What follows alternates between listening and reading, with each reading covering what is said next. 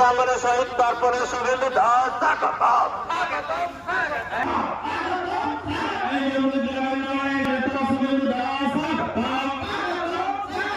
আমাদের মধ্যে উপস্থিত রয়েছে ঐতিহাসিক নন্দীগ্রাম ভূমিষ্ঠ প্রজেক্ট কমিটির অন্যতম বোর্ড পৃষ্ঠপোষক নেতৃত্ব সম্মানিত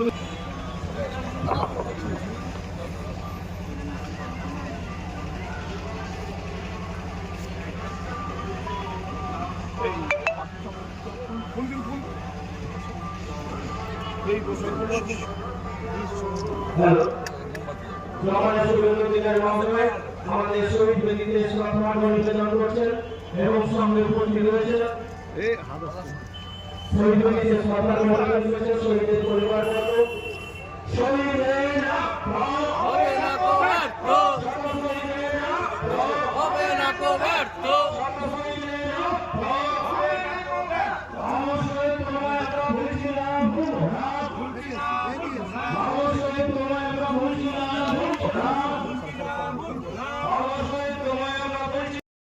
শহীদদের প্রতি শ্রদ্ধা নিবেদন করছেন আমাদের নন্দীগ্রাম বিধানসভা বিধায়ক তথা পশ্চিমবঙ্গ বিধানসভার বিরোধী দলনেতা নন্দীগ্রাম ভূমিষ্ঠ প্রজেক্ট কমিটির মূল পৃষ্ঠপোষক সম্মানীয় শুভেন্দু অধিকারী মহোদয় শহীদের পরিবার থেকে যারা এসেছেন প্রত্যেকে আমরা ব্যাচ এবং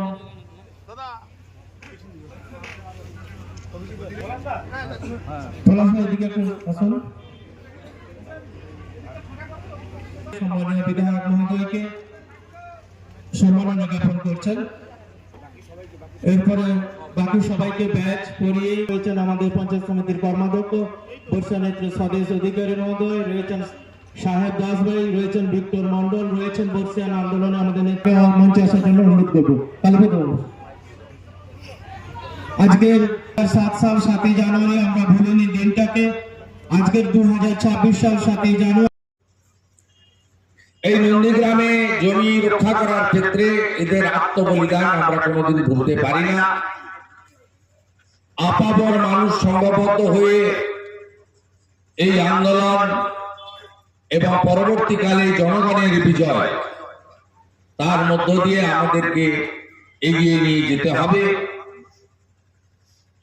আর আমাদের সম্মিলিতভাবে থাকতে হবে, কারণ এখনো যারা আত্মবলিদান দিয়েছেন তারা 100% তাদের অধিকারও পাননি, ন্যায্য বিচারও পাননি। তাদের সন্তান সন্ততিদের কর্মসংস্থান সহ তাদের যে বিষয়গুলো রয়েছে সেই বিষয়গুলো কিন্তু অনেকেরই হয়েছে, কিন্তু সম্পূর্ণ হয়নি।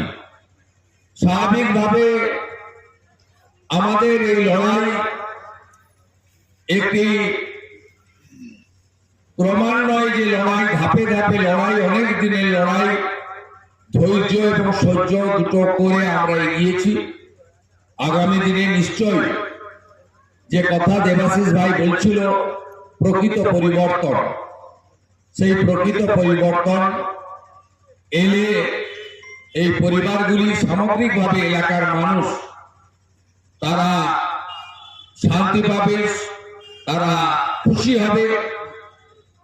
একটু আগে আমাকে একজন সাংবাদিক একটা ক্লিপ পাঠিয়েছে, একজন দাবি করছেন যে শহীদ মিনার সব নাকি ওরা টাকা দিয়েছে, আমি সম্পত্তি বানিয়ে নিয়েছি। আমি এখানে একদিনে এসে রাত্রি যাপন করি না, এখানে আরাম করতে আমি আসছি না। আমি ট্রাস্ট বানিয়ে দিয়েছি এবং আন্দোলনের নেতা আজকে এসিসিআই পার্টির নেতা নন্দ পাত্র মহোদয় তিনি পুরোটা দেখভাল করেন। তার সঙ্গে আমার রাজনৈতিক বিরোধ, মতাদর্শের বিরোধ। এই যে সমস্ত প্যান্ডেল, মাইক, লাইট ব্যবস্থাপনা গতকাল নন্দদা থেকে করে দিয়ে গেছে।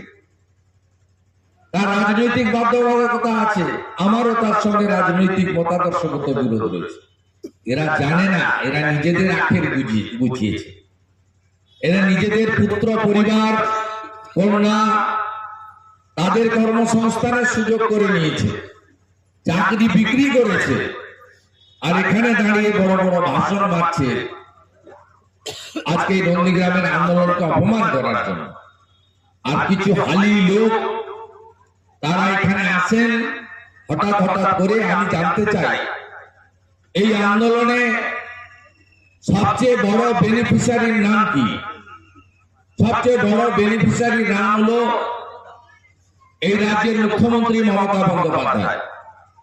সবচেয়ে বড় বেনিফিশিয়ারি তিনি। কংগ্রেসের মধ্যে থেকে যুব কংগ্রেসের নেত্রী ছিলেন, রাজীব গান্ধী তাকে করেছিল। তিনি সঠিক সময়ে রাজীব গান্ধীর সঙ্গে বিশ্বাসঘাতকতা করেছেন। এরা আমাকে গদ্দার বলে, ওটা পৃথিবীর মধ্যে সবচেয়ে বড় গদ্দারের নাম হচ্ছে মমতা ব্যানার্জি। সবচেয়ে বড় বেনিফিশিয়ারির নাম হলো মমতা বন্দ্যোপাধ্যায়, আর সবচেয়ে বড় গদ্দারের নাম হলো মমতা বন্দ্যোপাধ্যায়। আপনি জানেন আপনি পাপ করেছেন। আন্দোলনের লোকেরা আজকেও কেসে ঝুলছে, ভুলভাবে মামলা প্রত্যাহার করেছেন, তাই হাইকোর্ট ডিভিশন বেঞ্চ বাতিল করে দিয়েছে। ডেথ সার্টিফিকেট জানি আমি কলকাতা হাইকোর্টে লড়াই করে ডেথ সার্টিফিকেটের অর্ডার করিয়ে এনে দিয়েছি এদেরকে 24 সালে, 2 বছর। নন্দীগ্রাম না হলে দিদি থেকে দিদিমা হয়ে যেতেন, মুখ্যমন্ত্রী হতেন না। আসল পরিবর্তন আসেনি।